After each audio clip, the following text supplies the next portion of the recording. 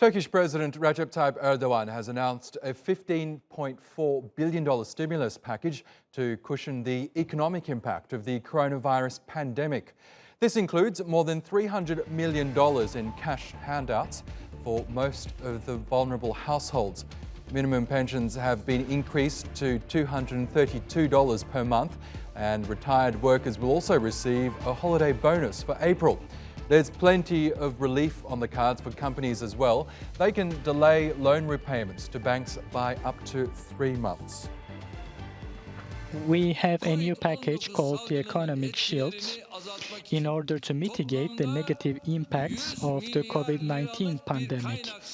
A resource set of 100 billion is now being made available.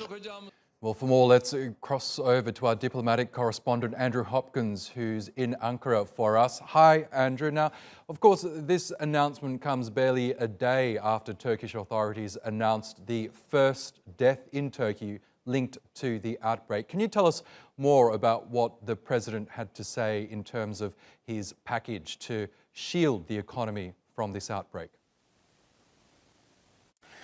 Yeah, this package, it seems, as you said, worth about $15 billion. And it's worth bearing in mind the situation in Turkey right now, because many businesses, many public buildings, public spaces have been closed.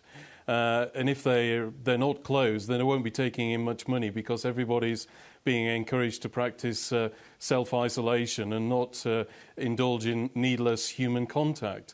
So just to give you an idea of what is closed at the moment in Turkey, we have cinemas, theatres, sports centres, bars, most restaurants, and also shopping centres. They're running on restricted hours at the moment, and many of the measures in this sort of package announced by the Turkish president today are targeting these kinds of businesses, trying to help them. So we have things like any tax or social security payments these businesses have to make, they can be delayed up to 6 months.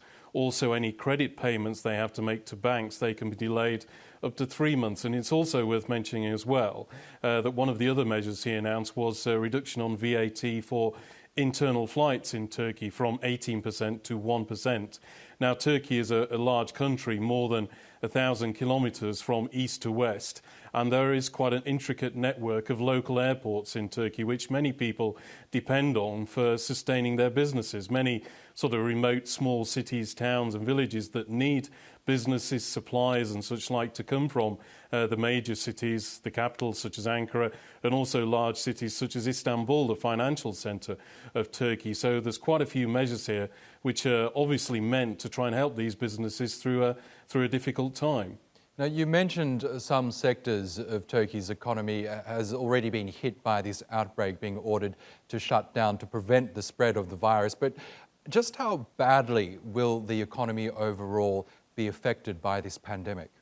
Well, I think we've got to wait and see. The proof will be in the pudding, if you like, in the coming days and weeks. But I think from what the Turkish president was saying, he was fairly hopeful that if they followed all these measures, that the worst could be avoided. He was saying that basically since early January, the Turkish government has been working on action plans for these kinds of eventualities. Because if you remember, back towards the very end of December was really when this new coronavirus was first came to the notice of the Chinese authorities. So we'll have to wait and see what happens with this package, which seems to be directly targeted at all these businesses, which are going through a sort of pretty hard time in Turkey at the moment. Turkish president also recently talking about how the fall in oil prices globally may help Turkey, because Turkey doesn't have any fossil fuels or hydrocarbons to speak of and is always having to buy them from other countries. So its bill for those is going down. He also said Turkish manufacturing may also receive a little bit of a boost, because other countries' processes may be damaged. They may be looking for more supplies, and Turkey is particularly proud of its manufacturing centre. But after all this has been taken into account, I think Turkey also has to keep an eye on the global situation, because there's a fear of a global recession because of the coronavirus, and there still could be the chance of some contagion from that for Turkey itself. Okay, Andrew Hopkins in Ankara, thank you so much for that update.